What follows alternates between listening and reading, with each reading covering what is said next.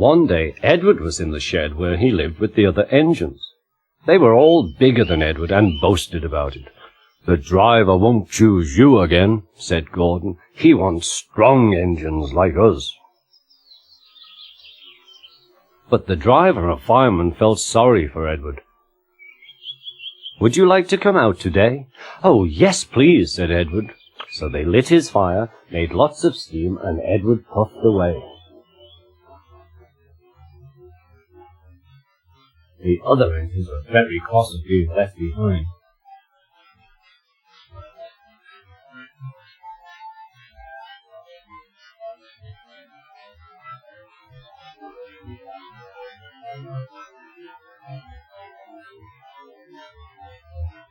Edward worked hard all day.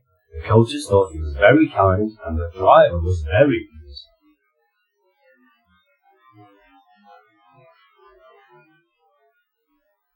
"I'm going out again tomorrow," Edward told the other engines that night. "What do you think of that?" But he didn't hear what they thought, for he was so tired and happy that he fell asleep at once. Next morning Edward woke up to find nothing had changed. Gordon was still boasting. "You watch me, little Edward, as I rush through with the express. That will be a splendid sight for you. Goodbye, little Edward. Look out for me this afternoon."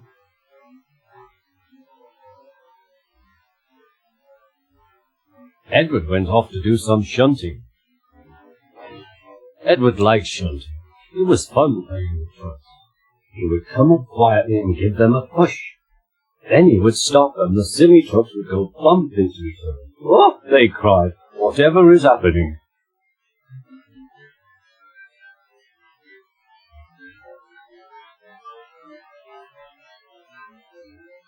Edward played till there were no more trucks. Then he stopped to rest. Presently he heard a whistle. Gordon was very cross. Instead of nice shining coaches, he was pulling a lot of very dirty trucks. "A good strain, a good strain, a good strain," he grumbled. "The shame of it, the shame of it, oh, the shame of it." Edward laughed and went to find some more trucks. Then there was trouble.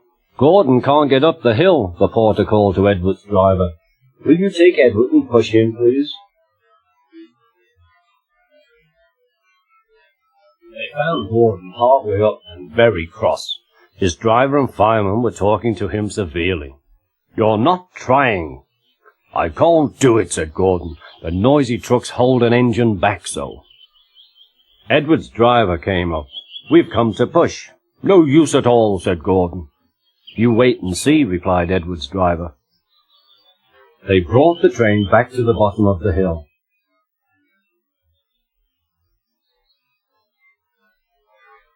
"I'm ready," said Edward. "No good," grumbled Gordon.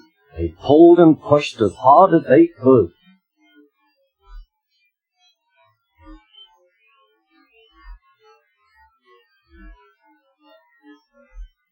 "I can't do it, I can't do it, I can't do it," puffed Gordon. "I will do it, I will do it, I will do it," puffed Edward. Edward pushed and pushed and pushed as hard as ever he could. And almost before he realized it, Gordon found himself at the top of the hill. "I've done it, I've done it, I've done it," he said proudly. He forgot all about Edward and didn't need to say thank you. Edward was left out of breath and far behind. He ran on to the next station, and there he found that the driver and fireman were very pleased with him. The fireman gave him a nice long drink, and the driver said, "I'll get out my paint tomorrow and give you a beautiful coat of blue with red stripes. Then you'll be the smartest engine in the shed."